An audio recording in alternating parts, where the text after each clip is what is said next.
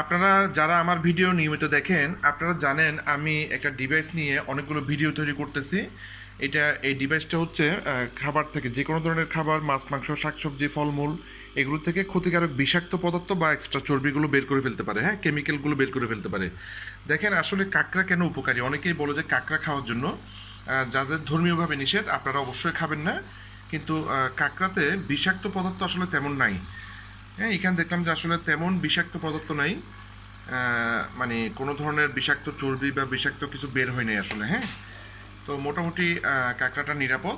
যারা ধর্মীয়ভাবে নিষেধ নেই আপনারা কাঁকড়া খেতে পারেন। কাঁকড়া আসলে একটা উপকারী জিনিস। হ্যাঁ, তো তেমন কোনো বিষাক্ত পদার্থ বের হয় নাই, আপনাদেরকে আমি ভিডিওর মাধ্যমে দেখালাম।